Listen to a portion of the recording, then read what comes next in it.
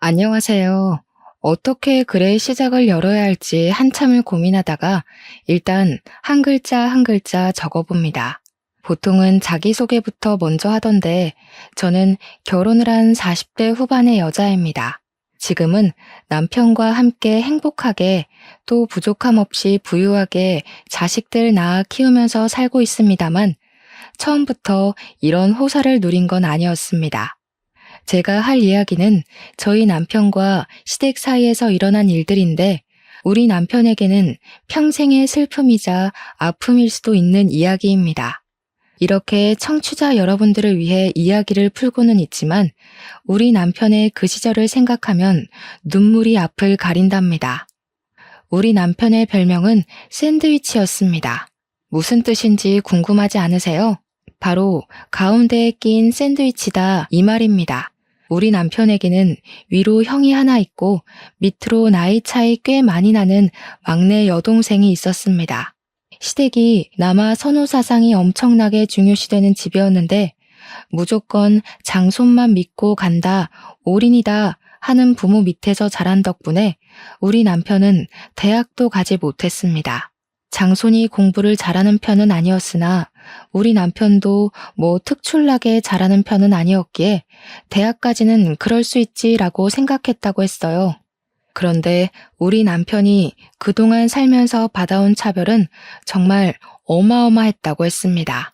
저한테 울먹이면서 이것저것 말해줬었는데 저도 주먹이 불끈 쥐어질 정도로 엄청나게 분노했었어요. 우리 시모는 무조건 장남, 우리 장남, 내 장남 하시면서 말끝마다 장남 타령하시는 분이었고요. 우리 시부는 막내딸, 내 눈에 넣어도 안 아픈 막내딸, 우리 공주 하시는 분이었죠. 그러면 자연스럽게 우리 남편은 누가 챙겼을까요? 조부모님? 아니죠. 아무도 우리 남편을 챙겨주지 않았습니다. 하물며 감기라도 걸리면 난리가 났다고 하더라고요. 장남이나 막내딸한테 옮길까봐 방 밖으로 나오지도 못하게 했다고 해요. 그 어린 나이에 얼마나 서러웠을지 생각만 해도 제 가슴이 다 사무칩니다. 거기다가 허여멀건해서 삐쩍 마른 아주버님과 시누이와 달리 우리 남편만 주워온 사람처럼 기골이 장대한 사람이었어요. 곰같이 생겼다는 말이 딱 어울리는 그런 남자였습니다. 등치도 엄청나게 크고 키도 크고 얼굴까지도 큰 사람이었죠. 손도 크고 발도 크고 그래서 우리 남편 별명이 곰이었다고 했어요. 겨울에 두툼한 외투라도 입고 저녁에 돌아다니면 곰인 줄 알고 사냥당하겠다 하는 소리를 듣기 일쑤였대요. 우리 남편이 고등학교를 졸업하자마자 대학도 집에서 보내주지 않는다고 해서 일을 찾아 헤매다가 이건 딱 나를 위한 직업이다 하고 발견한 게 뭐였는지 아세요? 바로 경호업체 일이었습니다. 업체의 면적을 딱 보러 갔는데 우리 남편의 외형만 보고 바로 합격이라고 내일부터 출근하라고 했대요. 일단 몸이 정말 크니까 키가 190cm거든요. 위압감이 장난 아니라서 그런 건지 우리 남편 덩치를 보면 대드는 사람이 없을 정도였어요. 거기다가 얼굴도 솔직히 험악하게 생겼거든요. 남편이 누나를 한번 부라리면 그 어떤 사람도 말조차 붙이지 못하는 그런 인상을 가졌어요. 그런데 우리 남편의 생김새와 달리 가슴만큼은 상당히 순수한 남자였습니다. 의외로 순정파의 면모를 지니고 있는 반전이 가득한 그런 남자에게 어떻게 마음을 빼앗기지 않을 수가 있을까요? 저와 남편이 처음 만나게 된 계기는 사실 제 입으로 말하기 참으로 부끄러운 일이지만 익명이니까 용기를 내보겠습니다. 제가 우리 남편을 만나기 전에 만났던 전 남자친구가 좀 문제가 많은 그런 사람이었습니다. 요즘 말하는 데이트 폭력이라는 단어가 딱 어울리는 그런 사람이었죠. 그때 당시에는 제가 자존감도 많이 낮았던 상태였던지라 그냥 받아들였던 것 같습니다. 저에게 손찌검을 일삼는 그 남자에게서 도망을 가기로 마음을 먹고 결국에는 헤어지게 되었습니다. 그런데 그게 전 남자친구한테는 꽤 자존심이 상했던 모양인지 계속 저를 찾아와서 귀찮게 굴고 소리를 지르고 그랬어요. 그날도 실랑이를 벌이다 분을 참지 못한 전 남자친구가 저를 향해 손을 딱 올렸는데 그 순간 길을 지나가던 남편이 저를 구해준 거였습니다.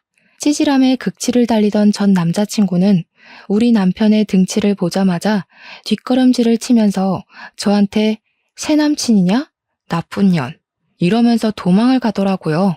그냥 제 앞을 떡하니 막아주고 손 올리려던 걸 막아준 것뿐인데 바로 꼬리를 내리는 전 남자친구를 보면서 어이가 없었죠. 남편은 저를 보고 저 새끼 뭐냐고 물어보았고 저는 사실 남편의 그 얼굴과 말투에 쫄아서 모든 걸 다 이야기했습니다. 이야기를 쭉 듣던 남편이 어디 사느냐고 물어봤고 저기 앞에 주택에 산다고 하니까 남편도 자기 그쪽에 산다고 하더라고요.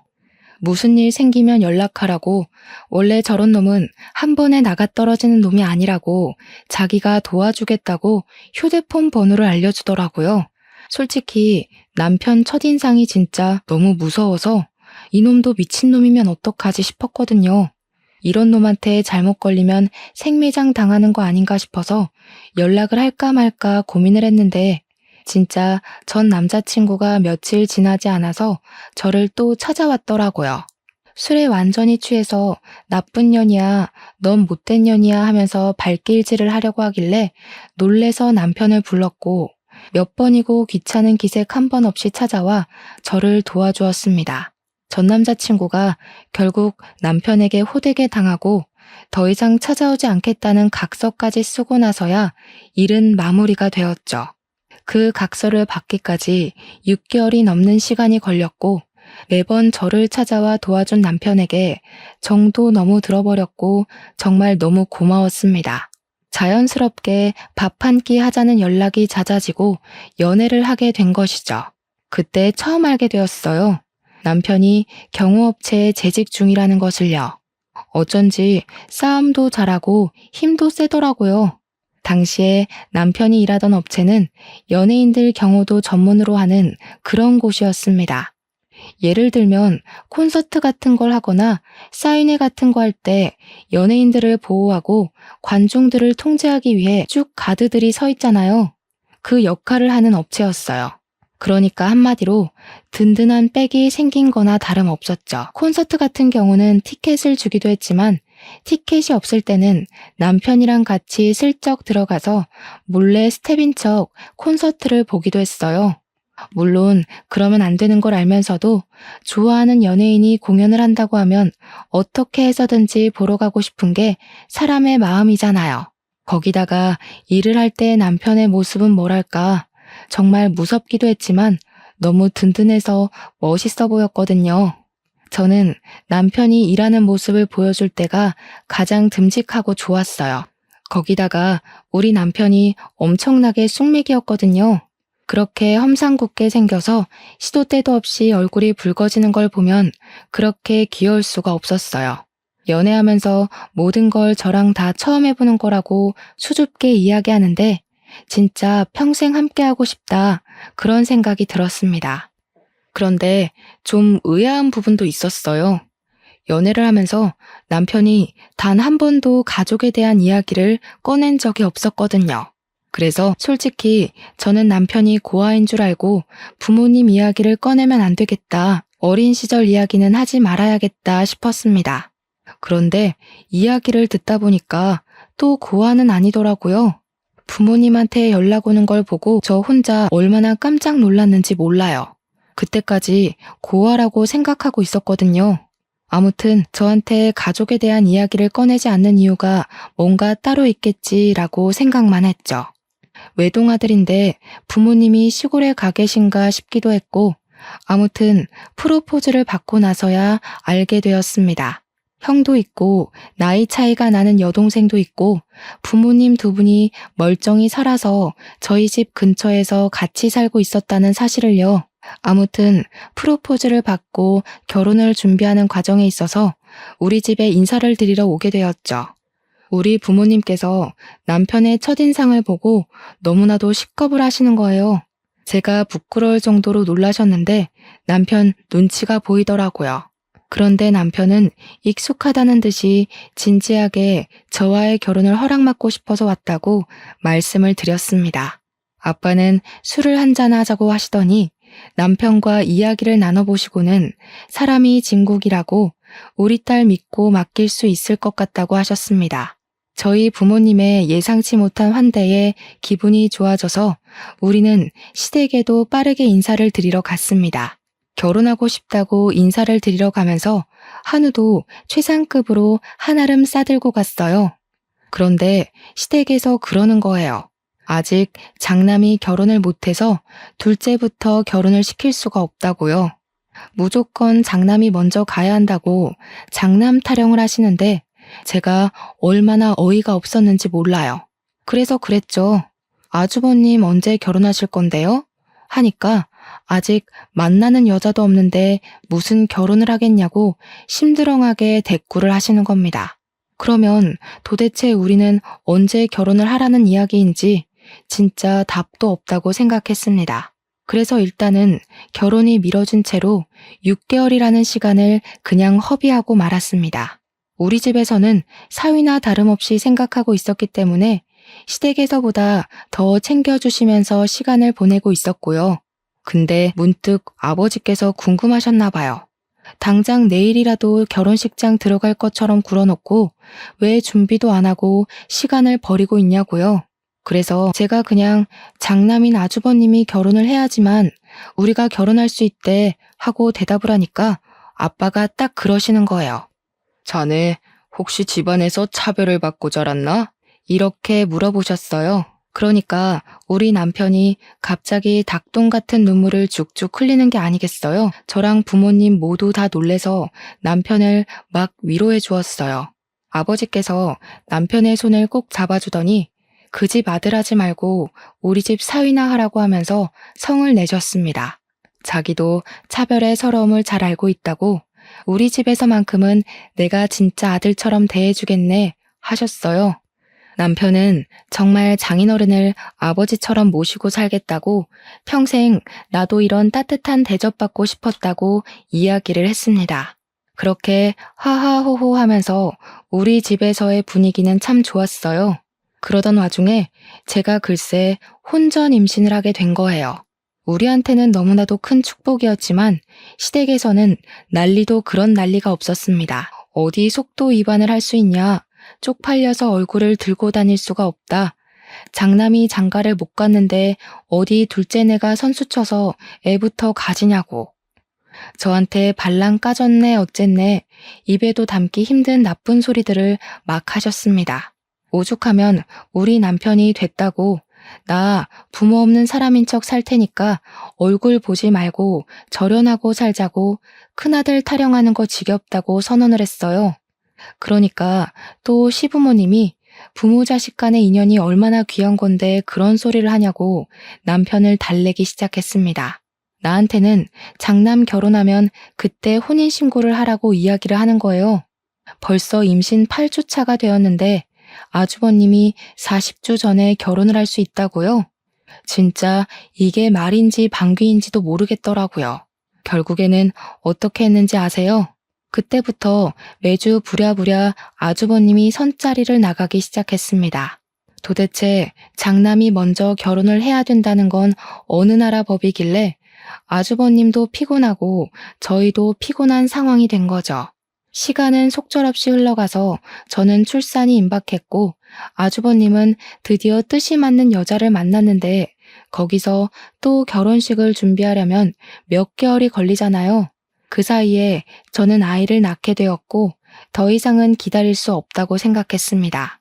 물론 저희 집에서도 시댁의 그런 처사에 매우 불쾌한 감정을 숨기지 않고 드러내고 있었고요. 우리가 먼저 혼인신고라도 하겠다고 아이 출생신고를 해야 하는데 미혼모로 올릴 수도 없는 거잖아요. 그랬더니 일주일만 기다리라고 시댁에서 난리법석을 떨더니 결국 장남이 먼저 혼인신고를 한 다음에 저희도 혼인신고를 하게 시키더라고요. 그때부터는 또 기다림의 연속이었습니다. 아주버님네가 혼인신고를 하고 결혼식 준비를 하는 동안에 저는 몸조리를 했어요. 아주버님이 식을 올려야지만 우리도 식을 올릴 수 있다는 시부모님의 명령 때문이었습니다. 진짜 너무 열받고 뒤집어 엎고 싶은 마음이 들었지만 아이도 낳았고 몸조리를 했어야 했기에 꾹 참았습니다. 우리 아이는 남편을 닮아서인지 태어나기 무섭게 쑥쑥 자라기 시작했고 저는 육아를 친정엄마와 같이 하면서 진짜 힘들지만 보람찬 시간을 보내고 있었어요.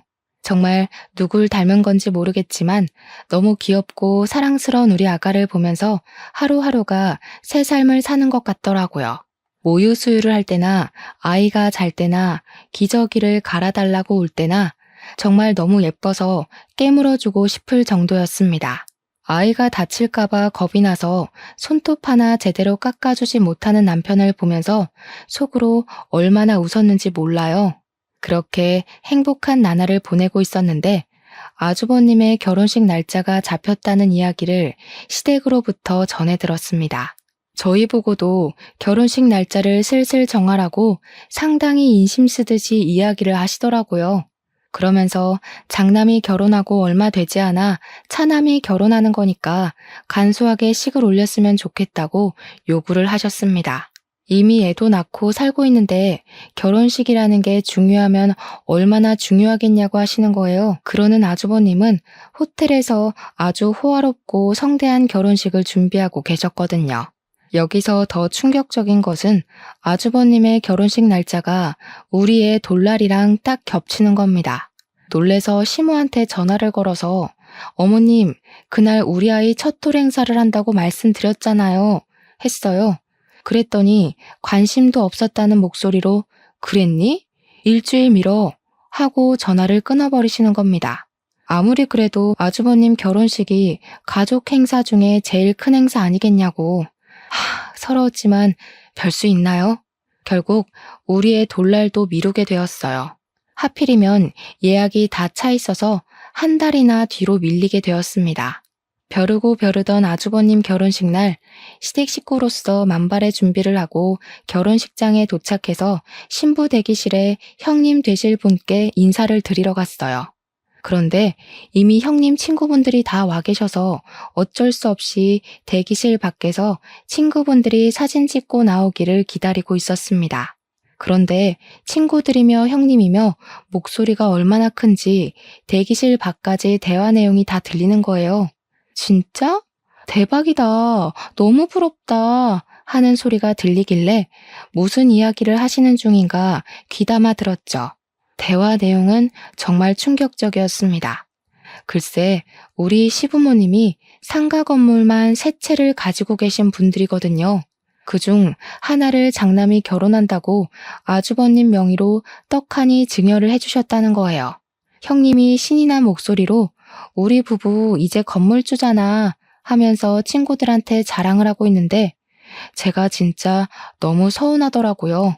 물론 제가 막 건물에 욕심이 나서 남편이랑 결혼을 약속한 것도 아니고 탐이 나는 것도 아니긴 했지만 저희는 다세대 주택에서 힘들게 전세 얻어서 쌀 한 톨도 아껴가며 돈을 모으고 살고 있었는데 시댁에서도 아주버님네 결혼하는데 돈 많이 들어갔다고 저희한테 지원 못 해준다고 했었거든요. 결국 그 지원 못 해준다는 돈 모두 아주버님네로 들어갔고 건물까지 증여해줬다고 하니까 제 속이 쓰리더라고요. 부러움의 목소리가 한껏 고조된 대기실 안으로 아이를 안고 그냥 들어갔어요. 결혼 축하드려요 하면서 아이를 안고 들어갔으니까요. 한번 안아보실래요? 하고 저희 애를 딱 보여드렸는데 형님이 질색을 하시더라고요. 드레스 망가져요. 됐어요. 내 드레스에 아기 침이라도 묻으면 어떡해? 하는데 순간 무안하더라고요. 아무리 그래도 시족하잖아요. 근데 그 순간 형님 친구들이 속닥속닥 하는 게 보이는 거예요. 아, 저기가 그 사고 쳐서 애부터 나왔다는 이런 소리가 들리는데 해도 해도 너무하더라고요. 그래서 제가 한껏 형님 친구들을 째려봤어요. 그러니까 헛기침을 하면서 어머, 성격도 드센가 봐. 우리 지연이 어떡하냐? 동서한테 몰매 맞는 거 아니야? 이러더라고요. 형님 이름이 지연이거든요. 제가 진짜 어처구니가 없어서 결혼식을 어떻게 본 건지 기억도 안 나요. 한 달 뒤에 우리 애 돌잔치 한다고 시댁 단톡방에 이번에는 까먹지 말라고 올렸더니 시모가 뭐라는 줄 아세요? 예, 잘됐다. 뭐하러 행사를 2번 하니? 애 돌잔치 하는 날 가족들도 전부 모일 건데 그때 결혼식도 같이 해라 하시더라고요. 저 진짜 머리가 완전 띵해가지고 무슨 말을 해야 할지 막막했습니다. 돌잔치 장소가 아무리 크다고 해도 결혼식장이랑 비교가 되나요? 남편이 우리 결혼식 제대로 할 거라고 이야기를 하니까 시모가 생각 없다면서 손님들이 바로 또 오겠냐고 대충 하라고 하시는 겁니다. 어차피 축의금 거두려고 결혼식 하는 거 아니냐고 돌잔치하고 얼마 안 있어서 결혼식까지 하면 사람들이 욕한다고 하더라고요. 거기다가 아주버님 결혼한 지 1달밖에 지나지 않았는데 또 결혼식을 한다고 하는 게 생각이 있는 거니 없는 거니 하면서요. 제가 진짜 얼마나 서러웠는지 친정에 와서 울면서 이야기를 했더니 아빠가 화를 씩씩 내시더라고요. 내가 빚을 내서라도 더 좋은 호텔에서 결혼식 시켜주겠다고 하시는데 또 그럴 수가 없잖아요. 호텔 결혼식 비용이 한두 푼 드는 것도 아니고 저희 생활에 맞춰서 해야 하는 것도 맞으니까요. 그래서 결국 저는 모든 걸 포기하고 돌잔치를 웨딩드레스 빌려 입고 했습니다. 저도 참 바보 같죠. 돌잔치 날 웨딩드레스를 입고 있으니 일가 친척들도 황당해 하시고 제 친구들도 저를 진짜 불쌍하게 쳐다보더라고요. 애 돌잡이 하면서 결혼 반지 나눠 끼고 돌잔치를 진행하시던 분도 10수년간 진행하면서 이런 건 처음 본다고 하셨어요. 그 와중에도 저는 스몰 웨딩 하는 거라고 생각해야지 하면서 저 스스로한테 최면을 걸고 있었습니다. 시부모님이 막상 그 꼴을 보고 좀 민망해 하시기도 하고 미안하시기도 했는지 신혼여행은 보내주시더라고요. 근데 웃긴 게 아주버님네는 선물도 주시고 신혼여행도 하와이로 화려하게 보내주셨거든요. 저희한테는 필리핀 세부 정도 다녀오면 충분하지 않냐고 풀 패키지로 엄청 싼 거 끊어서 보내주셨어요. 패키지 일정이라 관광지만 내내 돌아다녀야 해서 신혼 첫날 밤은 무슨 쉴 틈이 생기면 잠만 퍼질러 잤습니다. 제가 그때 이후로 절대 패키지 여행은 다니지 않고 있어요. 물론 재미도 있긴 했지만 우리도 좀 럭셔리 휴양지 이런 거를 기대했는데 호텔 방도 여관방 같은 곳이었고 여러모로 신혼여행이랑은 맞지 않았죠. 신혼여행을 다녀와서 남편이랑 저랑은 제대로 결심을 했습니다. 앞으로 무슨 일이 어떻게 벌어지더라도 시댁에는 최소한의 자식 간의 도리만 하고 살자고요. 몇 년 뒤 막내 신우가 결혼할 때도 호텔에서 엄청 비싼 뷔페까지 대령해가며 결혼시키는 거 보고 남편도 그제야 모든 마음을 접더라고요. 안부 전화도 하지 말고 오랄 때까지 가지도 말자고. 아프든 말든 돈이 있든 없든 신경 쓰지 말고 살자고 했어요. 저도 남편이 모든 걸 포기하고 나니까 한결 마음이 가벼워져서 남편 말에 따르기로 했죠. 더 웃긴 건 뭔지 아세요? 막내 신우한테도 건물을 한 채 증여해줬다는 겁니다. 우리 남편한테만 쏙 빼놓고 건물 3채 중에 2채를 자식들에게 증여를 한 거죠. 우리 남편 입장에서는 얼마나 짜증나고 서러웠겠습니까? 자식이 아닌 저도 짜증나고 서러운데 다시 신혼여행 이후로 돌아와서 예상치 못하게 우리는 신혼여행지에서 둘째를 가지게 되었습니다. 어영부영 시간이 흐르고 친정의 도움을 받아서 둘째까지 잘 낳고 조리까지 잘했어요. 저희가 아이를 2이나 낳는 동안 형님네는 아이가 생기지 않는 건지 낳지 않기로 한 건지 모르겠는데 아이 소식이 없었습니다. 형님 성격상 아이를 낳지 않겠다고 선언하시고도 충분하신 분이라 그냥 그런가 보다 하고 신경 쓰지 않았죠. 그런데 제가 첫 아이는 딸을 낳았었지만 둘째는 아들을 낳았거든요. 남아 선호사상 진하게 있으신 분들이라 제가 아들을 낳았을 때는 정말 병원으로 이것저것 엄청 보내주셨었어요. 매일같이 찾아와서 우리 손주 하시면서 얼굴을 보고 가시기도 했고요. 그런데 우리 아이가 한 100일쯤 되었을 때 예상치도 못한 일이 또다시 터지고 말았습니다. 시댁에서 오랜만에 호출이 왔기에 갈까 말까 고민하다가 둘째는 예뻐해 주셨기에 아이를 데리고 갔거든요. 그런데 시모가 저를 보면서 엄청나게 근심 걱정이 가득한 얼굴로 이야기를 하시더라고요. 예, 첫째 내가 글쎄 불임은 아닌데 임신이 좀 힘들다고 하더라. 우리 장남이 아이를 낳아야 내가 조상님들께 면이 서는데 말이야. 에휴, 거기다가 첫째 며느리가 글쎄 애 낳으면 몸매가 망가진다고 출산을 거부하는 모양이더라고. 어머님 속이 많이 상하시겠네요. 장남이 대를 이어야 한다고 계속 말씀하셨잖아요. 그렇지. 그래서 말인데 너네 둘째가 아들이잖니? 얘를 우리 장남이 키우는 건 어떨까 싶은데. 처음에 어머님이 무슨 말씀을 하시는 건지 몰라서 눈만 동그랗게 뜨고 있었어요.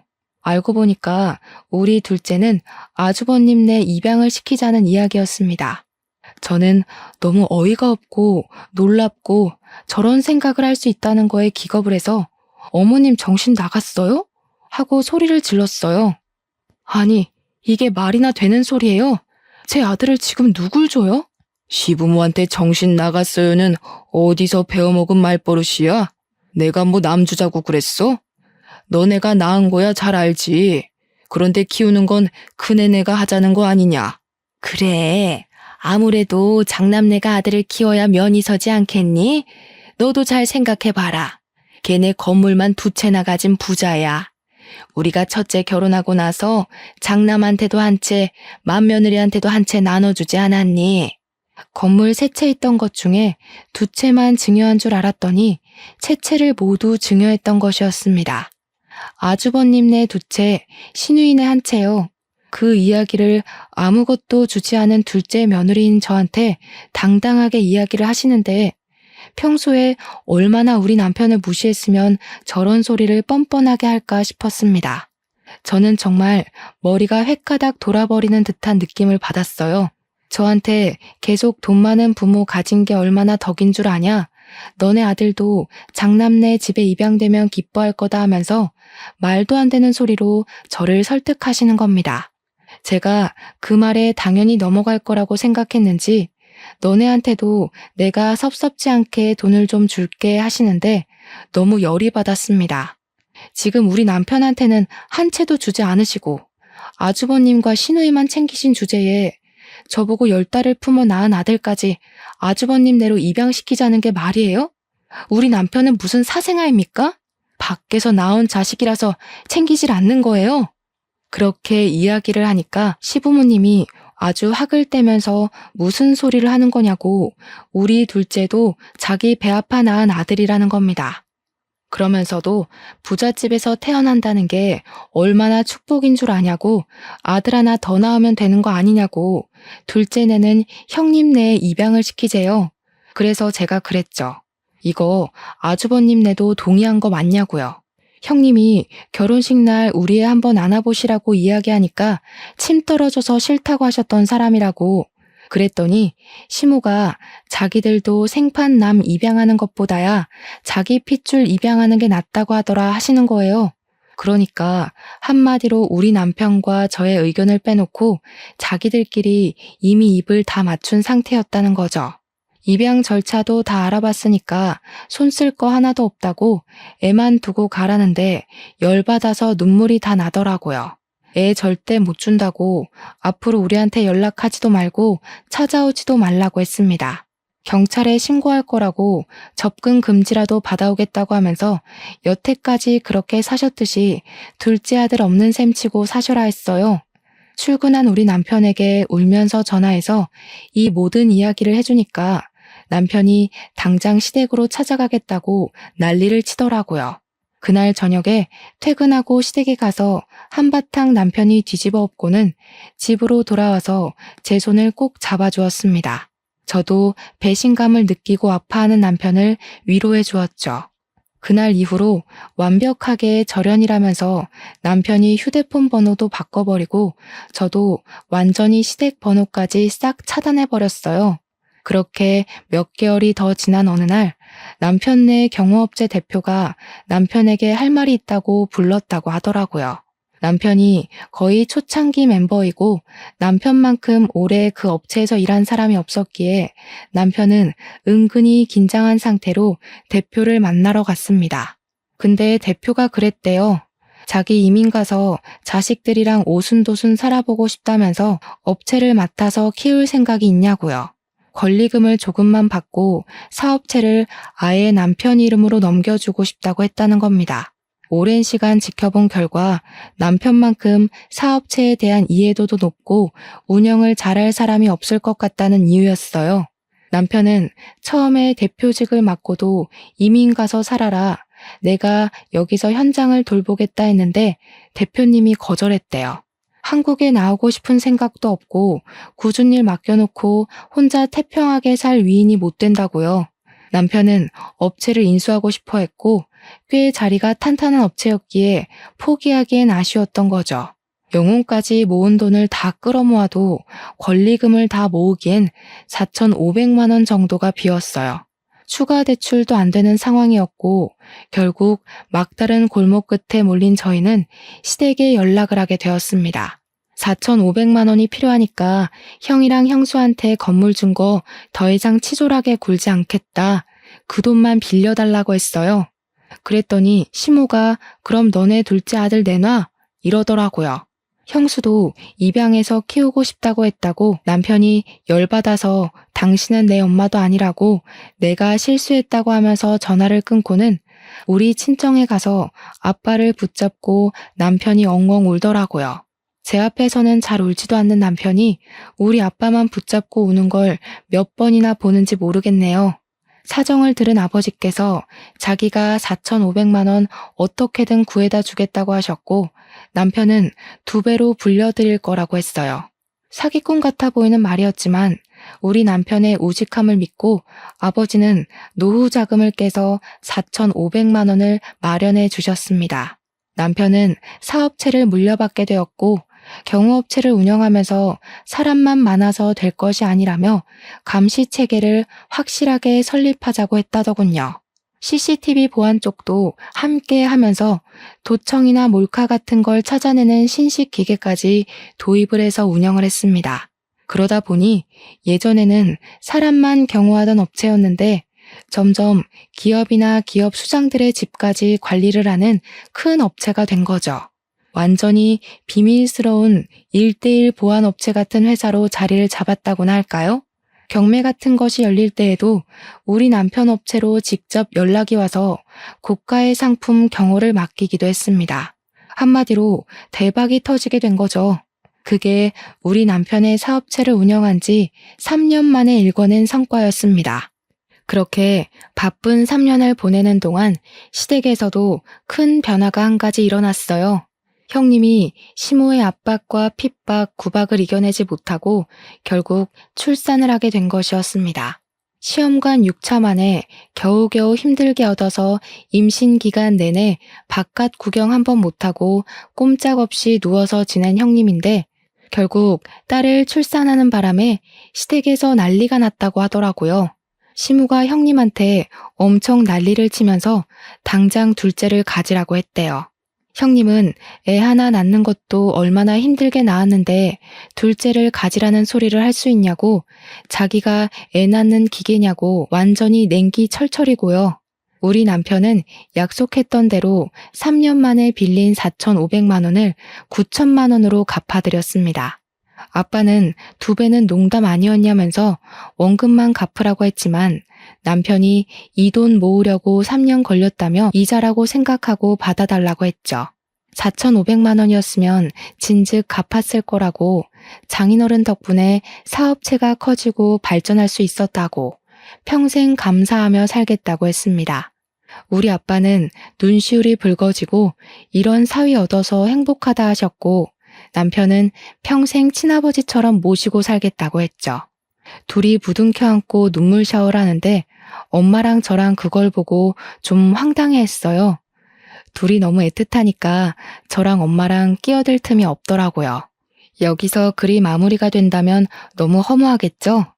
진짜 재밌는 이야기를 시작할게요. 그렇게 시간이 흐르고 저희는 절연한 상태로 지내고 있었는데 어느 날 뜬금없이 신우한테도 연락이 온 겁니다.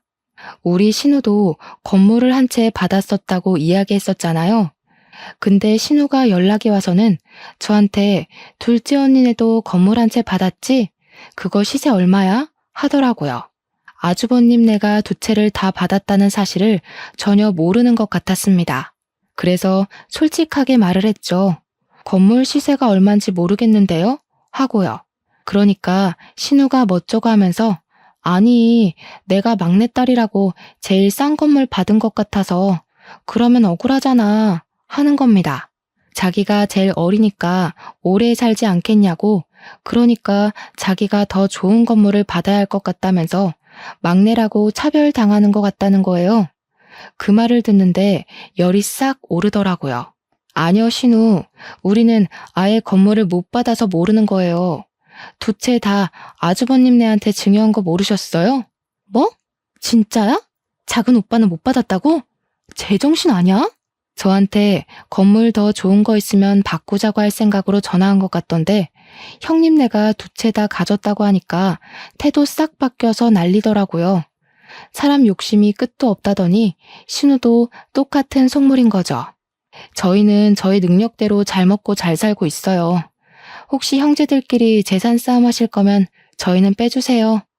그이도 시댁이랑 절연 선언한 마당에 건물이 무슨 소용이 있겠어요? 저희 그거 필요 없어요. 남편이 잘 나가는 사업자 대표인데 한 달에 버는 수익이 그깟 3층짜리 상가 건물보다 훨씬 좋은걸요. 건물 같은 거 하나도 아쉽지 않았습니다. 그랬더니 신우가 혹시라도 저희가 뭐 하나 더 받은 게 있을까봐 꼬치꼬치 캐묻더라고요. 혹시 둘째 언니 지금 사는 집 말이야. 그 아파트 우리 엄마가 해준 거야? 아니요. 저희가 벌어서 산 건데요. 시댁에서 이런 한 푼 도움받은 거 없으니까 눈독 들이실 것도 없어요. 작은 오빠가 그렇게 잘 번다고? 지금 사는 아파트 주상복합 펜트하우스잖아. 그거 몇십억 하던데? 관리비도 한 달에 엄청 나오는 걸로 알고 있는데 어떻게 알았냐고 하니까 등기부등본 떼봤다고 하더라고요. 그러면서 작은 오빠가 그렇게 돈 잘 버는 줄 몰랐다고 회사에 남는 자리 없냐, 우리 남편 취직 좀 시켜줘라 난리가 난 거죠. 무슨 돈이 나서 그 집을 샀냐 너무 궁금하다, 사업 수완 좀 알려달라 난리를 치길래 신우 돈 필요하냐고 물어보니까 그제야 우물쭈물 이야기를 하더라고요. 신우 남편이 글쎄 도박을 해가지고 신우 건물까지 근저당 잡혀서 경매에 넘어갔다는 소리를 하는 겁니다. 그동안 그 꼬마 상가에서 월세 받는 돈으로 생계를 유지했는데 경매에 넘어가고 나니까 돈이 한 푼도 없는 거죠. 대출이고 뭐고 돈 나올 구멍이 없으니 만만한 우리 집에 건물 핑계대고 돈 좀 빌려볼까 싶었던 거예요. 그래서 우리 집 등기부등본 떼보니까 펜트하우스 엄청 비싼 집이 나오니까 시부모가 준 돈에서 나왔겠구나 싶었던 거죠. 돈 좀 뜯어가려고 했는데 우리 남편이 벌어서 산 집이라고 신우한테 줄 돈 없다고 시댁에 가서 말하라고 하니까 당황했나 보더라고요. 그렇게 우리 공주 하면서 예뻐해줬던 시부한테 말해서 돈 받으라고 하고는 끊어버렸습니다. 남편에게도 이야기를 해주고는 신우 전화 받지 말라고 했어요. 차단까지 눈앞에서 싹 하고는 평화롭게 지내고 있었는데 며칠 지나지 않아서 형님한테로 연락이 온 겁니다. 시댁에서 얼굴 좀 보고 이야기 좀 하자길래 제가 왜요? 하니까 손윗사람이 부르는데 어디 말대꾸냐고, 어차피 저희도 더 이상 수그러들 필요 없으니까 남편이랑 같이 시댁에 찾아갔습니다. 신우가 뱉어놓은 말도 있고 상황이 궁금하기도 했거든요. 애들은 친정 부모님께 부탁드리고 남편이랑 룰루랄라 손잡고 시댁에 갔어요. 신우랑 형님네랑 다 와 있더라고요. 시부모도 슬쩍 눈치 보면서 서로 할 말은 있는 것 같은데 입을 열지 않길래 제가 먼저 물꼬를 텄죠. 제가 먼저 이야기할게요. 저희는 시댁에서 지원받은 거 하나도 없으니까 재산 분할 싸움에 빼주세요. 먼저 요구할 만한 재산도 없고 우리는 이만 가보겠습니다. 아니 동서, 가긴 어딜 가? 동서가 신우한테 이야기했어? 우리가 건물 두 채 받았다고? 네, 그거 시부모님이 알려주신 건데요. 왜요? 신우는 알면 안 돼요? 아니, 이건 불공평하지. 첫째라고 건물 두 채 주는 게 어딨어? 막내라고 신우는 하나 챙겼잖아요. 샌드위치 우리 남편은 하나도 못 챙겼는데. 그리고 그 건물 주인 찾는다 치면 우리 거지 신우 거는 아니잖아요. 나 정말 죽게 생겼다니까. 2억만 해달라고 2억. 형님, 신우한테 2억 해줘요. 20억짜리 건물 가져갔으면 10%는 해줄 수 있잖아. 우리도 그 건물 없어. 남편이 사업한다고 건물로 대출받았다가 다 날려먹었단 말이야. 아니, 그게 무슨 소리야? 무슨 소리긴요. 그이가 사업한다고 건물로 대출받았다가 다 날려먹고 하나 남은 건물도 곧 넘어간다고요. 그 소리에 시부모님은 거의 뒤로 넘어가셨습니다. 야, 이 녀석들아. 우리가 평생을 일궈서 산 건물을 나눠줬으면 잘 쓸 생각을 해야지. 터무니없는 짓을 벌여서 다 날려먹어? 그러니까 신우랑 형님이랑 줬으면 장땡이지 뭘 참견을 하냐고 싸우더라고요. 저랑 남편은 그냥 강 건너 불구경했죠. 그러니 시모도 체념한 듯 너네 빚이니까 너네 알아서 하라고 하시더라고요. 신우랑 아주버님이랑 둘 다 난리가 났는데 저희는 그러든지 말든지 안녕히 계세요 하고 나왔습니다. 그렇게 6개월이 더 지났어요. 6개월 동안 물론 신우고 아주버님이고 할 거 없이 집에 찾아와 남편 회사 찾아와 돈 좀 빌려달라고 어깃장을 놓고 난리를 쳤죠. 우리 남편은 당연히 딱 잘라서 거절했고요. 어느 날 집에 엄마랑 같이 아이를 보고 있다가 시부모님이 찾아와서 깜짝 놀랐습니다. 그런데 둘 다 짐을 한아름 싸들고 온 거 아니겠어요? 남편 없는 거 확인하더니 저한테 얘, 우리 여기서 좀 지내자.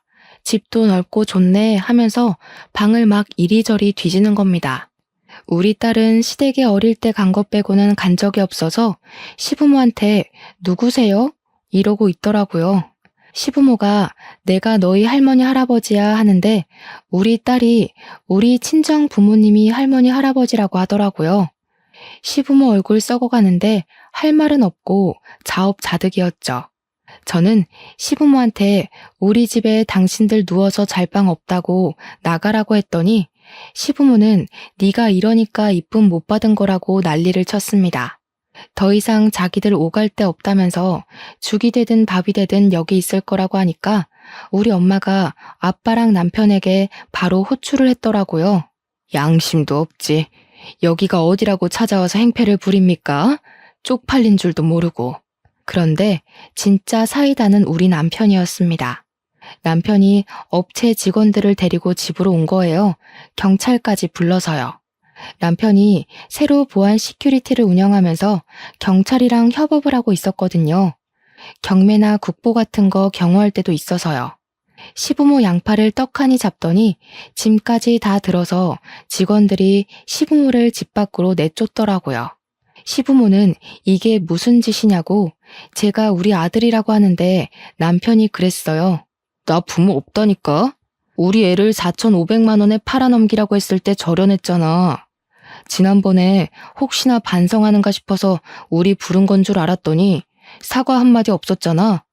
당신 애들 같은 부모 없어 나는. 그러니까 알아서들 사쇼. 예, 결국 첫째가 우리 집까지 홀라당 해먹었다. 우리가 갈 곳이 없어. 걔가 그렇게 마이너스의 손일 줄 알았겠니? 이럴 줄 알았으면 너를 챙기는 건데. 경찰관님, 고생 좀 해주세요. 이 사람들 주거 침입으로 넣어주시고요. 시부모 표정이 정말 허옇게 질린 와중에 저는 딸한테 저분들한테 인사드려 예의는 차려야지 했어요. 우리 딸이 네 안녕히 가세요 하더라고요. 저는 문 닫아버렸고요. 한참을 집 앞에서 경찰이랑 실랑이를 하는 것 같았던 시부모는 결국 경찰차를 타고 사라졌습니다. 나중에 아주버님네랑 신우네랑 번갈아 가면서 부모한테 너무하는 거 아니냐 하는데 남편이 그러더라고요. 너네 엄마 아빠지 우리 엄마 아빠 아니라고요. 우리 엄마가 속이 시원하긴 한데 그래도 마음이 편하진 않다고 하니까 아빠가 그러더라고요. 차별이라는 게 얼마나 서러운 건지 몰라서 하는 소리라고. 이제 와서 저러는 거 뭐가 좋다고 받아주냐고 절대 받아주면 안 된다고요. 남편 보고 술이나 한잔하자고 하시더니 둘이 열심히 앞으로 삶을 어떻게 살 것인가에 꽂혀서 이야기를 나누시더라고요. 저는 우리 남편의 모든 결정을 지지하고 응원하기로 마음먹었습니다. 부모 자식 간의 연을 끊는다는 게 정말 힘든 일인지 알지만 남편의 결심을 흔들지 않으려고 해요. 제 이야기 어떠셨나요? 재미있으셨죠? 저도 앞으로 사이다 마실 날만 가득하길 바라고 있습니다. 오늘도 좋은 하루 보내시길 바라면서 제 사연은 여기서 마치도록 하겠습니다.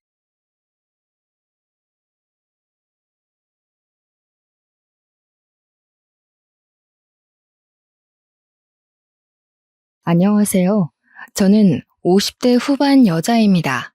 이렇게 사연을 쓰게 된 것은 제 운명이라고 생각했던 사람이 최악의 추태로 저를 구렁텅이에 빠뜨린 사연을 말해드리고 싶기 때문입니다. 저는 사랑이라 생각했던 남편에게 배신을 당했지만 그 후에 다시 생각지도 못했던 인연을 만났습니다. 돌고 돌아 행복을 되찾은 저의 파란만장한 이야기 좀 들어보실래요? 저는 작은 시골 마을에서 자랐어요. 하루에 몇 번 오는 버스를 타고 나가야 장에 나갈 수 있는 그런 곳이었죠. 저희 부모님은 넓지 않은 밭을 일구며 하루하루 열심히 살아가고 계셨어요. 저희 가족의 삶이 180도 바뀐 것은 연락이 끊겼던 고모 할머니를 만나면서부터입니다. 고모 할머니는 제과점으로 돈을 벌고 주류 사업에도 손을 뻗어 혼자 힘으로 어마어마한 돈을 버신 분이었어요. 고모 할머니는 결혼을 안 해 자손이 없었죠. 고모 할머니가 검은 승용차를 타고 저희 집에 왔던 그날이 아직도 기억납니다. 그날 이후 저희 집은 읍내에 볕 잘 드는 2층 집으로 이사를 했습니다. 아빠는 농사를 정리하고 읍내에 금은방을 여셨죠. 새 집에 사는 건 좋았지만 한편으론 새로운 생활이 답답하게 느껴지기도 했어요. 읍내로 이사 간 지 1년쯤 되었던 어느 날이었어요. 저는 하굣길에 집으로 가지 않고 시골로 가는 버스를 잡아탔어요. 어느 순간 저도 모르게 버스에 올라 있었죠. 그런데 버스에서 웬 남자애가 말을 거는 게 아니겠어요? 그 남자애는 어릴 때부터 자주 같이 놀던 동네 친구 수호였습니다. 야, 너 미희 아니냐? 너네 집 이사 가고 잘 지내는지 궁금했는데 여기서 이렇게 만나네. 근데 너 되게 이뻐진 것 같다. 너희 부모님은 잘 계시지? 아, 너네 형이랑 누나도 다시 와서 공부한다면서? 새 집에서 사니까 좋냐? 어떻게 한 번을 안 놀러 오냐? 근데 너 어디 가는 거야? 수호잖아. 웬일이야. 까까머리 중학생 됐네. 와, 벌써 1년이나 됐네. 난 뭐 새 집에서 사는 건 좋은데 그냥 좀 답답하달까? 예전 동네가 자꾸 생각나더라고. 너네랑 같이 놀던 것도 생각나고. 야, 근데 너 내 소식 궁금했다는 거 거짓말이지? 궁금했으면 편지라도 보내지 그랬어. 그 뒤로 저는 가끔 수호와 함께 버스를 타고 고향 마을에 가서 또 다른 추억을 만들었죠. 그러다가 저희가 중3이 되던 봄이었어요. 어느 날 시내에서 수호를 마주쳤어요. 저는 반갑게 손을 흔들며 인사를 했는데 그날따라 수호 표정이 안 좋은 겁니다. 무슨 일 있냐고 물어도 말을 안 하던 수호는 아버지가 몸이 많이 안 좋으시다는 얘기를 털어놨어요. 수호네 아버지는 예전부터 기침을 많이 하셨는데 최근 들어 기침이 심해지고 알아 눕는 날이 많아졌다는 거였습니다. 읍내 병원에 가봤더니 더 큰 병원에 가봐야 할 것 같다고 했다는 거예요. 그런데 집안에 돈이 없으니까 당사자부터가 치료할 의지가 없다는 거였습니다. 저는 그날 처음으로 아빠에게 부탁이란 걸 해봤어요. 수호네 아버지가 많이 아픈 것 같은데 좀 도와줄 수 없겠냐고요. 아버지는 검사를 제대로 받을 수 있는 대학병원을 알아봐 주시고 치료비도 대주셨습니다. 한 동네에서 가족같이 살던 사람들인데 모른 척할 수 없다면서요. 검사 결과는 안타깝게도 폐암이었습니다. 병원 치료에도 별로 차도를 보이지 못했죠. 수호 어깨가 축 처져 있는 걸 보니 마음이 아프더군요. 그렇게 1년이란 시간이 또 흘렀어요. 그런데 어느 날 수호가 저희 학교 앞에 찾아온 게 아니겠어요? 저한테 고맙다는 말을 하는데 웬일인지 애가 입술을 꼭 깨물면서 말하더군요. 미희야, 너한테는 정말 뭐라고 할 말이 없다. 너희 집에 빚진 거 내가 어른 되면 꼭 다 갚아줄게. 우리 가족 도와줘서 정말 고마워. 내가 커서 돈 벌면 꼭 너랑 너희 아버지에게 보답할게. 우리 수연이도 내가 꼭 공부시켜서 너희 가족한테 보답하라고 할 거야. 야, 너는 무슨 말을 그렇게 섭섭하게 하냐? 우리 사이에 빚 같은 게 어딨어. 우리 아빠도 가족이다 생각하고 도와주시는 거라 했으니까 신경 쓰지 말고 아버지 낫게 할 생각이나 해. 네가 그랬잖아. 정신만 똑바로 박혀있으면 못할 일이 없다고. 열심히 노력하면 네 아버지 낫게 할 수 있을 거야. 그러니까 힘내. 저도 눈물이 나는 걸 꼭 참느라 괜히 씩씩한 척 큰 소리를 쳤어요. 수호랑 저는 그렇게 가만히 서서 한참이나 서로를 쳐다보고 있었습니다. 그리고 그 뒤로 저는 다시는 수호를 볼 수 없었어요. 얼마 뒤 토요일에 제가 꽃을 들고 병원에 찾아갔는데 수호 아버지가 보이지 않았어요. 어제 갑자기 퇴원을 했다는 거였습니다. 저는 깜짝 놀라 수호네 집으로 가봤습니다. 불 꺼진 집에는 아무도 없었어요. 그리고 지나가던 동네 어르신에게 수호네 가족이 그동안 여기저기 진 빚을 이기지 못하고 야반 도주를 했다는 사실을 들었어요. 저는 그 자리에서 주저앉고 말았습니다. 시간은 잘도 흘러 저는 고등학생이 되었습니다. 저는 궁금한 것도 하고 싶은 것도 많은 17살이었죠. 고등학교에 들어가 열심히 공부하고 동아리에도 가입해 즐겁게 생활했어요. 문예반 동아리였죠. 제가 전부터 시집 읽는 걸 좋아했거든요. 거기서 좋아하는 남자도 생겼죠. 같은 문예반 활동을 하던 1살 선배였어요. 시도 잘 쓰고 음악에 대해서도 잘 아는 멋쟁이 선배에게 저는 푹 빠졌어요. 어느 날 방과 후에 시집을 보다가 말을 튼 이후로 선배와 저는 급속도로 가까워졌죠. 이 사람이 저랑 결혼까지 해버린 남자입니다. 저희는 수험 기간 동안 서로를 격려하며 건전하게 관계를 이어갔습니다. 그런데 제가 고2였고 선배가 고3이 될 때 선배 아버지가 보증 섰던 것이 잘못되어 선배의 집이 망하고 말았어요. 저는 당연히 대학에 가게 되어 있었지만 선배는 집안 사정 때문에 결국 대학을 포기하고 군대를 가겠다고 하더군요. 그때는 그를 많이 좋아하고 있었기 때문에 그의 사정이 안타깝기만 했어요. 저는 열심히 공부해 서울에 있는 유명 대학 국문과에 입학했고 군대에 있는 남자친구와 연애를 이어갔습니다. 2년 반 동안 매일매일 편지를 쓰다시피 하고 도시락을 싸가지고 다니면서 면회도 갔습니다. 대학교에 가서 멋진 남자들이 들이대도 눈이 돌아가는 게 아니라 대학교도 못 가고 군대에서 고생하는 남자친구가 애달프게만 느껴졌죠. 그러는 동안 아빠는 오래전에 사둔 땅들이 도시개발로 땅값이 올라 더 큰 부자가 되었고 사업을 더 크게 하게 되었습니다. 그렇게 세월이 지나 남자친구가 전역하게 되었어요. 저는 아직 대학교 2학년이었는데 그가 전역한 지 며칠 안 되어 결혼하자는 말을 하는 겁니다. 너무 사랑하는 사람인 건 맞지만 아직 학생인데다 그와 결혼할 만큼 확신이 선 건 아니라서 저는 당황하고 말았어요. 내가 군대에서 많이 생각을 해봤는데 난 네가 아니면 안 될 것 같아. 너랑 같이 단란한 가정을 꾸미면서 살면 정말 행복할 거란 생각이 드는데 어차피 내 아내는 네가 될 텐데 우리 괜히 시간 끌지 말고 빨리 결혼하는 게 좋지 않을까? 군대에서 무슨 바람이 들었는지 나오자마자 결혼 거리더군요. 2달 동안 얼굴 볼 때마다 나랑 결혼 언제 할래? 이러면서 조르는 거였어요. 솔직히 이제 막 전역했고 직업도 없는데 내가 이 사람과 굳이 결혼을 급하게 할 필요가 있나? 하는 생각이 먼저 들었어요.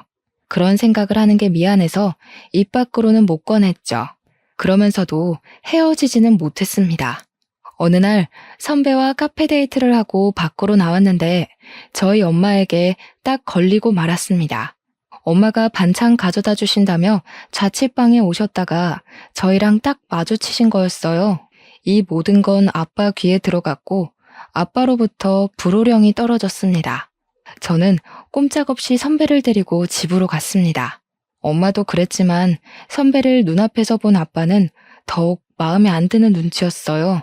평소 사람 좋기로 소문난 아빠가 왜 저러나 싶을 정도로 제 남자친구를 고가운 눈으로 보시더군요. 우리 미희는 어디에나 내놔도 아쉽지 않은 신부감이고 내가 더 훌륭하게 만들 수가 있어. 현실은 현실이라네. 다 큰 처자랑 그만큼 연애했으면 책임을 져야 하는데 자네는 우리 미희를 책임질 능력이 없자는가. 서로 앞길 막지 말고 이쯤에서 헤어지게나. 이런 말 하는 거 고깝게 생각하지 말게. 이렇게 기우는 결혼은 결혼 후가 더 힘들어질 수가 있어. 연애라는 게 누가 반대하면 더 애틋해지는 법이잖아요. 저는 부모님이 그럴수록 선배와 헤어지고 싶지 않다는 마음이 강해졌어요. 자식 이기는 부모 없다고 하죠. 제 쇄고집에 저희 부모님도 두 손 두 발을 다 들어버렸어요. 지금 생각하면 그때 아빠 말을 들었어야 했어요. 문제는 시어머니를 처음 만난 자리에서 이미 시작되었습니다. 졸업반이었던 저는 유명 출판사에 취직이 결정된 상태였고 남편은 배달 일을 하며 근근히 살고 있었어요. 연애는 5년 넘게 했지만 시어머니를 만나는 건 처음이라 엄청 긴장했습니다. 시어머니는 제 얼굴을 보자마자 제 부모님 재산에 대해 주파나를 굴리는 게 뻔한 대사들을 늘어놓더군요. 그 동네가 개발이 되어서 돈푼 깨나 손에 쥔 알부자들이 많기는 하지. 그렇기는 해도 그런 시골에서 돈이 많아봤자 아니겠냐. 아참, 그러고 보니 서울에도 집이 있다지 않았니? 평창동이랬나?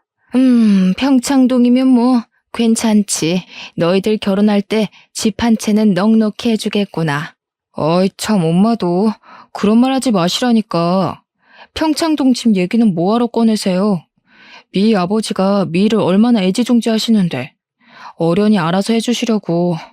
저희는 그냥 때 되면 결혼 준비나 잘하면 돼요. 쓸데없는 말로 초치지 마세요. 솔직히 기분이 너무 안 좋더군요. 아, 시어머니가 보통이 아니구나 하는 생각이 머리를 스쳐 지나갔습니다. 하지만 저는 브레이크 없는 차처럼 멈추지를 못했어요. 제가 그때까지 붙잡아 놓은 걸 놓지 못했죠. 그때 멈추지 못한 게 제 인생의 가장 큰 한이랄까요? 결혼 얘기가 구체화되고 있던 어느 날 남편이 말하더군요. 우리 아빠 회사에 들어가고 싶다고요. 막내딸 사위 체면을 생각하면 당연한 일 아니냐고 당당하게 요구하더군요. 우리 아빠는 말이야, 우리 어릴 때부터 부모는 물고기 잡는 법을 알려줘야지 물고기를 잡아주면 안 된다고 하셨거든. 자식들에게 맹목적으로 퍼주는 분이 아니라고. 그러니까 헛된 기대 갖지 말고 자기 힘으로 자립할 생각을 하라고. 야, 너랑 나 사이에 무슨 그렇게 따지는 게 많아. 내가 나 좋자고 이러는 게 아니라 내가 직업이 번듯해야 너도 어디 가서 꿀리지 않고 서로 좋다는 거잖아. 장인어른이 그렇게 말해도 네가 좀 더 밀어붙여줄 수 있는 건데 왜 그렇게 딱 잘라 말하는데? 그러니까 번듯한 직업 갖고 싶으면 알아서 노력하라고. 나 어디 가서 얼굴 좀 들고 다니게. 내 핑계 대지 말고 솔직히 말해봐. 제대로 된 데 이력서 한번 안 내보고 하늘에서 감이 떨어지기만을 기다리잖아. 결혼 허락도 어렵게 받았는데 괜히 아빠 뿔나서 결혼 뒤집게 만들지 말고. 네가 그렇게 인정머리 없는 앤지 정말 몰랐다. 실망이야. 남편이 하는 말도 기분 상하는데 시어머니까지 전화해서 저를 닥달하더군요. 너는 애가 왜 그렇게 생각이 없니? 네가 결혼할 남편인데 주영이 말 들어보니까 완전 남말하듯 말했더구나. 주영이가 대학 못 간 게 지금도 나는 한이다. 요즘 같은 세상에 대학 못 나오면 무시당하기 십상인데 직업이라도 번듯해야 되지 않겠니? 이제 한 가족인데 주영이가 너희 아버지 회사 들어가면 누이 좋고 매부 좋고 남보기도 좋고 얼마나 좋니? 어머니, 저희 부모님 진짜 어렵게 설득했어요. 저희 아빠 자격 없는 사람한테 회사 안 물려준다고 저희 언니, 오빠한테도 함부로 자리 안 주시는 분이세요. 지금 주영 씨 회사에서 꽂아달라는 말 나오면 무슨 수를 써서라도 결혼 뒤집어 엎으려고 하실 거라고요. 참네. 무슨 놈의 집안이 잘나면 얼마나 잘났다고 그렇게 유세를 떨어? 그래봤자 너희 집도 농사나 짓던 집안 아니냔 말이야. 꼬박꼬박 말대답하는 본세가 싹 수 없는 게 이제 보니 부전여전이구나. 어차피 결혼하는 거 사위한테 폼나게 한 자리 떡하니 주는 게 사돈되는 예의지. 어디 그래 오만 유세를 부려? 유세를 부리길. 결혼하기도 전부터 골치가 지끈지끈 아팠습니다. 불행 중 다행이랄까요? 아무리 찔러봐도 제가 눈 하나 깜짝하지 않자 결국 남편이 결혼 전에 스스로 취직을 했습니다.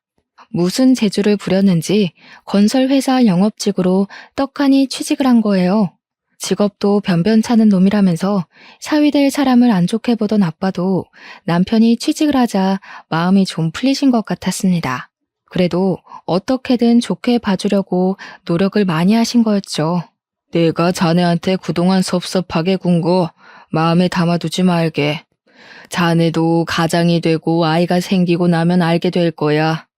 내 말이 피가 되고 살이 되는 말이었다는 걸. 쉽게 얻은 건 쉽게 잃게 마련이네. 나는 그런 모래성에 내 딸을 시집 보내고 싶지 않은 거야. 알겠습니다, 장인어른. 그런데 혹시 저희 신혼집은 미희가 아무 말이 없던데? 신혼집은 그래도 해주시는 건가요? 아무래도 제가 취직한 지도 얼마 안 되고 하다 보니 미희가 알아서 하리라고 생각해서 여태 말은 안 했는데 시기 얼마 안 남았으니 그래도 물어는 봐야 할 것 같아서. 어허, 이 사람 아직도 정신을 못 차렸구먼. 결혼하면서 처가에서 떡이 뚝 떨어지기를 바라는 사람이 어디 있나? 자네가 그러고도 남잔가? 신혼집 얘기 한 번만 더 하면 미희가 죽는다고 나서도 이 결혼 없던 걸로 만들겠네. 아빠는 저를 불러 말씀하셨어요. 미희야, 진짜 이 결혼 해야겠니? 아빠는 진짜 걱정이 태산이다. 저렇게 책임감 없는 놈이랑 결혼해서 네가 혹시나 안 좋은 꼴 당하지는 않을지. 결혼식이 한 달 앞으로 다가온 시점이었죠. 솔직히 말해서 그 시점에서는 청첩장도 다 돌렸겠다. 결혼을 돌린다는 건 있을 수 없는 일처럼 보였어요. 너무 걱정하지 마세요, 아빠. 그 사람 말만 그렇게 하지. 또 자기 할 일 알아서 하는 거 보셨잖아요. 제가 앞으로 그런 생각 못하도록 잘 얘기하고 보필할게요. 원래 그런 사람 아닌데 집안 형편이 갑자기 힘들어져서 그런 거니까 조금만 이해해 주세요. 아직 경험이 적어서 그렇지 지금까지처럼 제가 옆에 있어주면 잘 헤쳐나갈 수 있는 사람이라고 생각해요. 아빠의 걱정스런 얼굴을 뒤로하고 저는 결혼식을 올렸습니다. 신혼생활은 나름대로 즐거웠어요. 시어머니가 틈만 나면 귀따갑게 불평하는 것만 빼면요. 아이고, 어떻게 된 놈의 집안이 예의란 건 밥 말아 처먹었다니? 이게 날로 먹겠다는 거지 뭐야. 딸내미 시집 보내면서 빈손으로 보내는 놈의 집안이 어디 있어? 농사나 짓던 상놈의 자식들이어서 그런가? 우리가 지금 이렇게 없이 산다고 무시하는 거지 뭐야. 내가 이 수모는 죽어도 잊지 않을 테니 두고 봐라. 저기요, 어머니. 저 빈손으로 오지 않았어요. 그래도 저희 엄마가 결국에는 혼수 최고급으로 다 마련해 주셨잖아요. 저희 언니랑 오빠도 막내 동생 결혼하는데 그냥은 안 시킨다고 많이 도와주셨고요. 솔직히 둘 다 취직한 지 얼마 되지도 않았는데 저희 형편에 이만큼 하고 사는 것도 감지덕지죠. 감지덕지? 참네. 내 기가 막히고 코가 막혀서 있는 것들이 더하다더니 딱 그 짝이구만. 막내딸 결혼하는데 평창동 집을 내줘도 모자랄 판에. 뭐? 감지덕지? 내가 말했지? 사람 무시하지 말라고. 새파랗게 어린 것이 지 아버지 믿고 까부는 모양인데 내가 언젠가 가서 단판을 짓고 만다 이거야.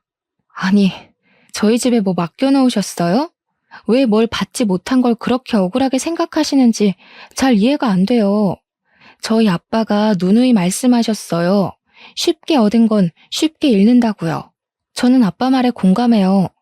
젊어서 이만큼 고생하는 거 남들에 비하면 아무것도 아니고요. 잘났다 정말. 그래봤자 너네 집도 시고모인지 뭔지가 돈다발 들고 와서 벼락부자 된 거잖아. 주영이 취직것만 해도 그래.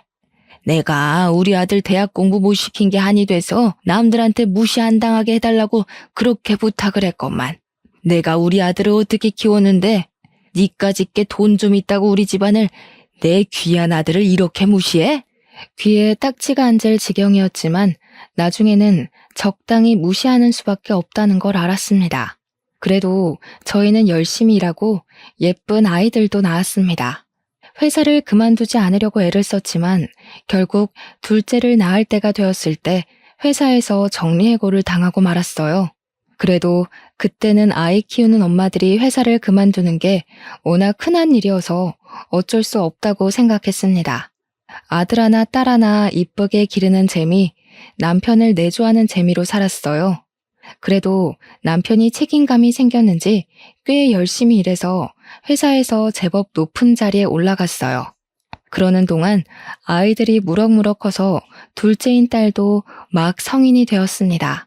저와 남편은 40 끝자락이었죠. 시어머니가 좀 잠잠한가 싶었더니 남편이 사고를 치고 말았습니다. 어느 날 남편이 저를 부르더니 하는 말이 글쎄 5억만 해줄 수 없느냐는 거였습니다. 저는 황당해서 입을 떡 벌리고 말았어요. 5억? 5억이 어디 애들 장난이야? 당신 지금 그걸 말이라고 하는 거야? 당신이 도대체 5억이나 되는 돈이 어디에 어떻게 필요한데? 말을 꺼냈으면 똑바로 설명을 해야지. 나 지금 꼭 필요한 데가 있어서 그래. 나 살리는 셈 치고 한 번만 빌려주라. 여태까지 당신 집에서 우리 도와준 거 하나도 없잖아. 솔직히 이게 말이 된다고 생각해? 친구들은 처가가 잘 사니까 우리도 처가 덕보고 돈 걱정 하나도 없이 사는 줄 아는데 나는 허구한 날 돈돈거리면서 살았다고.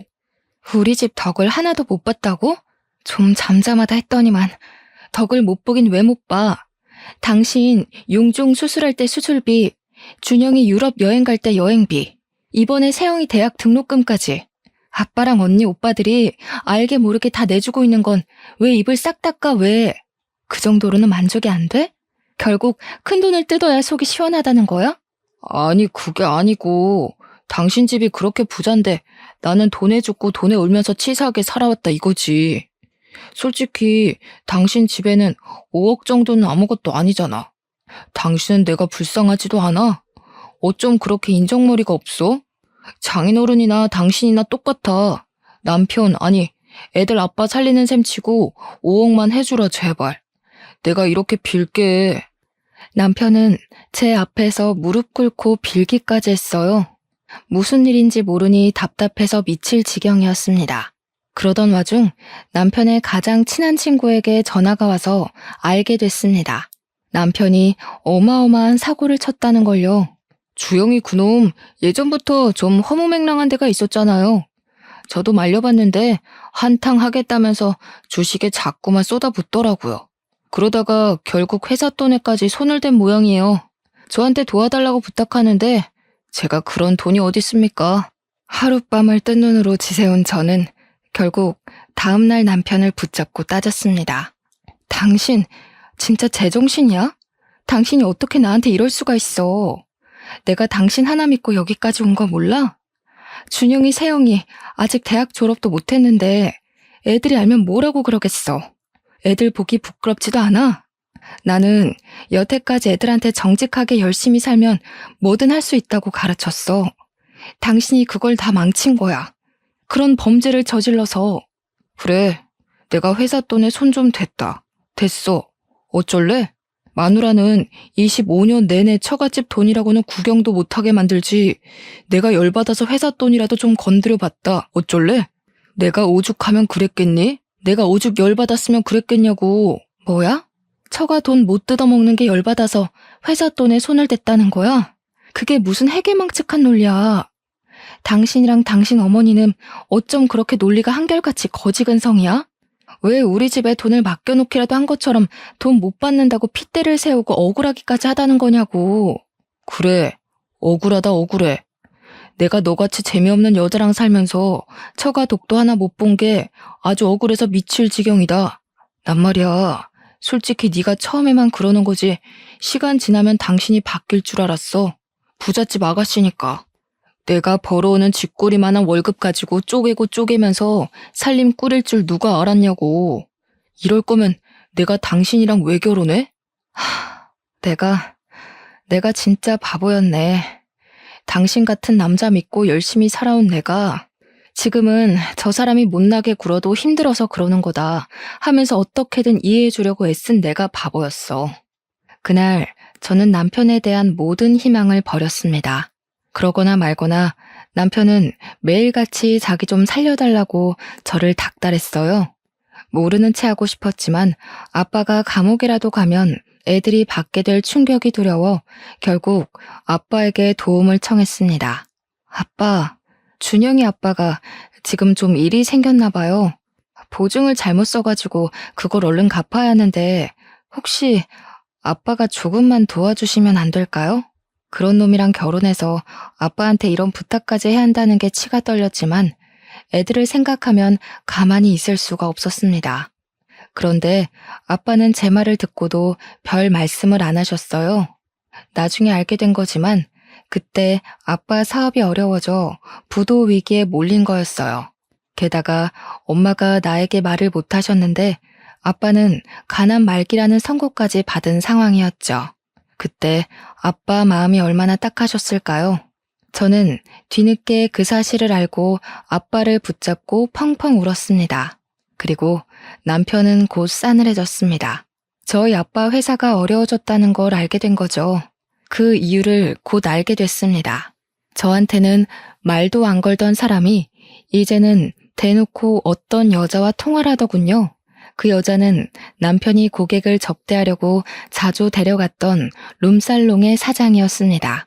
남편이 일 때문에 룸살롱에 드나든다는 건 알고 있었지만 영업하는 사람이니 어쩔 수 없기도 하고 크게 걱정하지는 않았어요.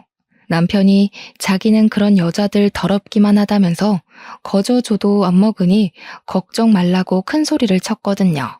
그런데 알고 보니 남편은 그 더럽다는 여자랑 군대에 있을 때부터 그렇고 그런 사이였던 거였습니다. 이 새벽에 어딜 가서 안 들어오나 하고 베란다로 나가보니 남편이란 작자는 스피커까지 켜놓고 룸살롱 마담이랑 통화하고 있었습니다. 저는 조용히 휴대폰 녹음기를 켜서 그 통화를 녹음했어요. 혜은아, 나는 진짜 너밖에 없어. 마누라는 아무짝에도 쓸모가 없어. 내 사랑은 25년 전이나 지금이나 한결같이 너밖에 없다는 거 알지? 이렇게 아무것도 못 뜯어낼 줄 알았으면 처음부터 그냥 너랑 결혼할 걸 그랬어. 나 이제 진짜 더 이상 그 여자랑 살 이유 없어. 계획은 다 틀어졌지만 이제 상관없어. 얼른 이혼하고 너랑 같이 살 거야. 남편이 그 여자랑 하는 말을 들으니 온몸에 소름이 돋았어요. 귓가가 윙윙거리고 그 자리에서 쓰러질 것만 같았지만 무슨 말을 하는지 제 귀로 똑똑히 들어야 했습니다. 알고 보니 군대 갔다 와서 저한테 들이댄 것도 저한테 콩고물이라도 얻어서 그 여자한테 갖다 바치려고 그런 거였더군요. 뜯어낼 거 다 뜯어내서 그 여자에게 새 장가들 심산이었던 거였습니다.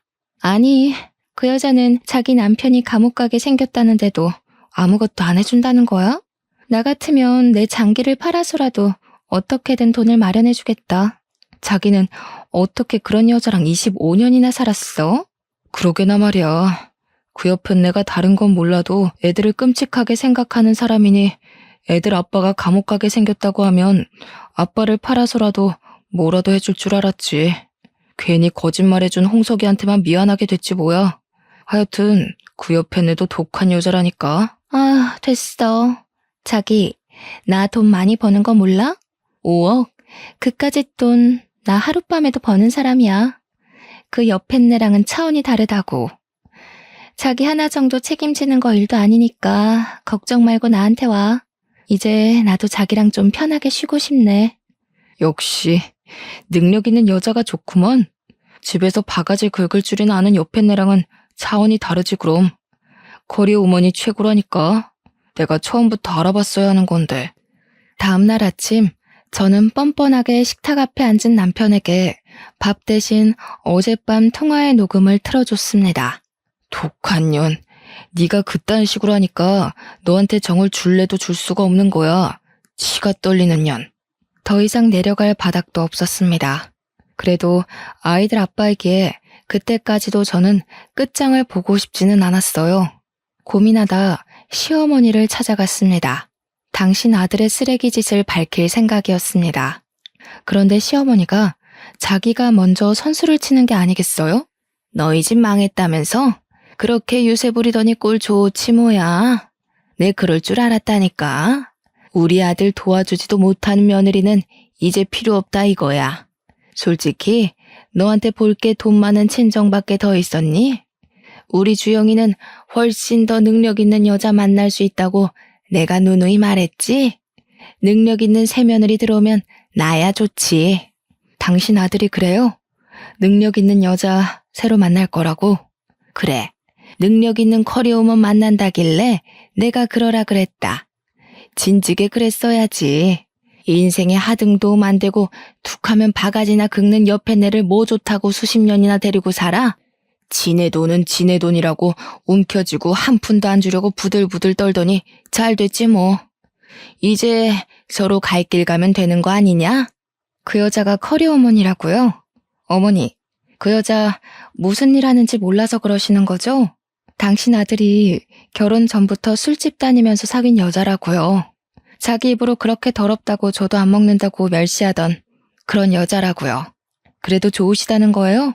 진짜 애들 아빠가 그런 여자랑 붙어 먹어도 괜찮으시냐고요. 아이고 참네.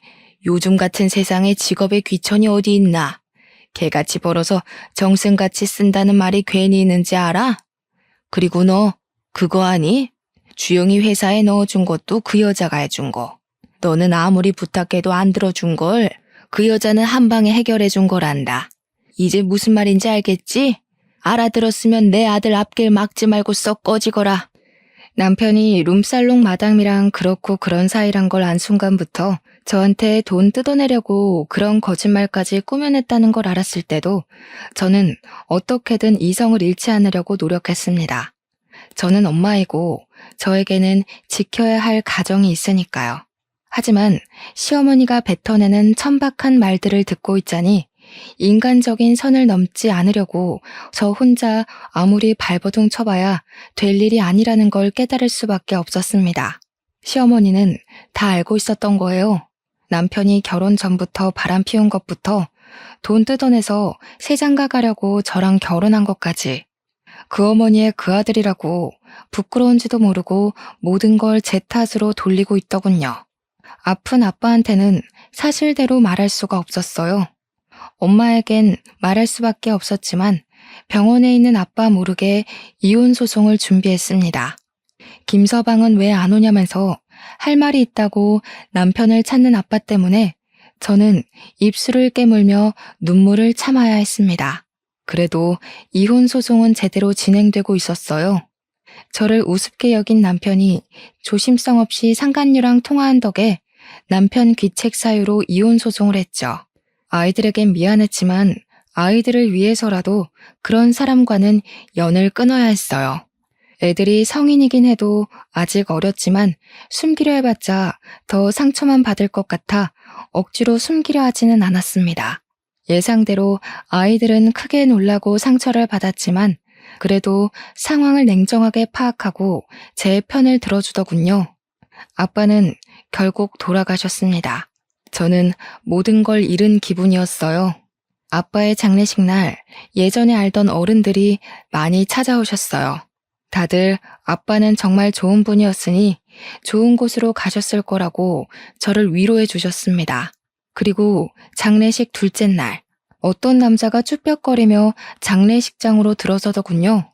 저는 누군지 얼른 생각이 나질 않아 인사만 드리고 가만히 서 있었습니다. 그런데 그 남자가 저를 울리더니 그대로 엎드려 큰 소리로 우는 게 아니겠어요. 아버님, 저 왔어요. 저 수호예요, 아버님.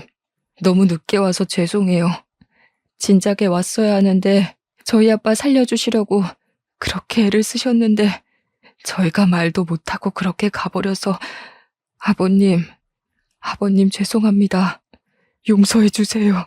저는 깜짝 놀라 남자의 얼굴을 쳐다봤습니다. 과연 까까머리 중학생일 때 봤던 수호의 앳된 얼굴이 그 남자 얼굴에 남아 있었습니다. 그동안 수호는 저희 집에 진 빚을 갚고 싶어서 열심히 노력했다고 했어요. 대학은 못 갔지만 공무원 시험을 봐서 20년 넘게 공무원으로 근무했다고 했습니다. 조금 살만해져서 이제는 아버님을 한번 찾아가 봐야지 했는데 하필이면 그때 사기를 당했어. 공무원 수입이야 뻔하잖니.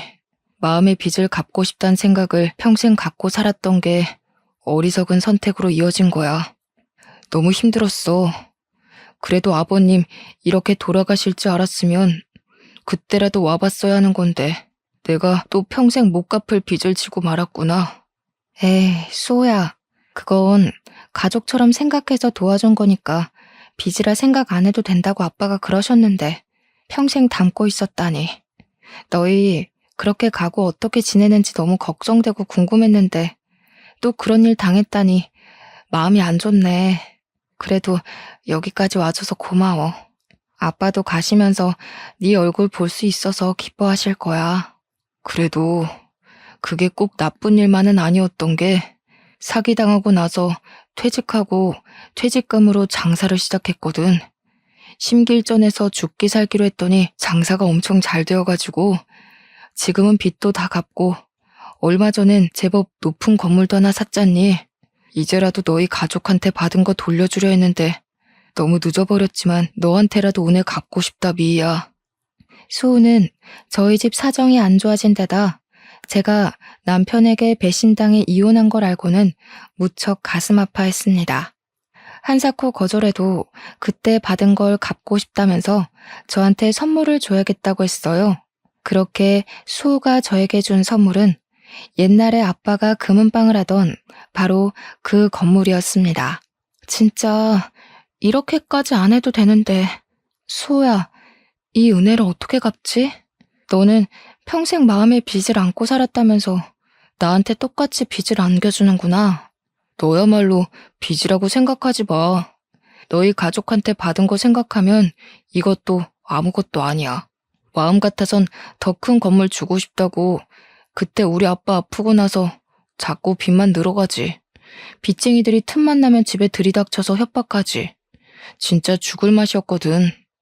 다른 이웃들은 다 돈 못 돌려받을까봐 눈이 퍼렇게 변해가는데 너희 아버지만 돈 안 갚아도 된다고 다독여주시고 우리 집에 쌀도 갖다 주시고 그랬어. 우리 아빠가 그랬다고? 나는 몰랐는데. 난 너희 집 그렇게까지 힘든 것도 모르고. 너까지 동정했으면 내가 오히려 힘들었을 거야. 아저씨가 몰래 도와주신 거야. 솔직히 나 그 뒤로 너희 아빠 덕에 똑바로 살 수 있었어. 우리 아빠 돌아가시고 한동안 방황했거든. 아저씨가 아무리 어려운 상황이라도 정신만 똑바로 박혀있으면 뭐든 할 수 있다고 늘 그러셨거든. 살면서 힘들 때면 그 말 붙잡고 일어났어 나. 참 놀라운 일이었습니다. 아빠가 몇십 년 전에 수호에게 해줬다는 그 말은 시간을 돌고 돌아 아빠를 잃고 주저앉은 저에게도 힘이 되었어요. 저는 다시 힘을 내어 아빠가 금은방을 했던 그 자리에 식당을 열었습니다. 다행히 식당은 잘 되었습니다. 입소문을 타서 몇 달 만에 줄을 서서 먹을 만큼 손님이 많았어요. 2년도 안 되어 옆 동네에 체인이 생겼고 제 힘으로 아파트를 살 수 있을 만큼 돈을 벌었어요. 무엇보다 좋은 건 저한테 사업 수완이 있다는 걸 알게 된 거였습니다. 식당이 자리를 잡기 시작하자 저는 어느 지역에 가면 이 지역에는 어떤 사업이 필요하다는 게 그림처럼 그려졌어요. 그 뒤로 여기저기 여행을 다니며 사업 영감을 받은 덕에 지금은 전국 5개 도시에 식당을 갖게 되었습니다. 저희 고모할머니처럼 저도 제 손으로 사업을 해서 자수성가를 하게 됐습니다. 여행을 많이 다니게 된 것도 사실은 수호 덕이었어요. 알고 보니 수호도 사기당했을 때 아내가 바람나서 애들까지 버리고 집을 나가버렸다지 뭡니까. 동병상련 같은 처지였어요. 수호와는 자주 만나며 서로의 상처를 보듬고 용기를 북돋워주며 옛 추억도 되새기는 사이가 됐죠. 어느 날 수호가 말했습니다. 미희야, 너한테 이런 말하는 거 너무 쑥스럽기는 한데 나 사실은 예전에 너 좋아했다? 그거 몰랐지? 우리가 그때는 아무것도 몰라서 이렇게 많은 시간을 보내고서야 만나게 됐지만 나는 너랑 있으면 어릴 때로 돌아간 것 같이 편하고 좋아. 너만 괜찮으면 우리 남은 인생 서로 보듬으며 함께 하면 어떨까 싶은데. 저도 사실 수호랑 있으면 어린아이가 된 것처럼 마음이 편해졌거든요.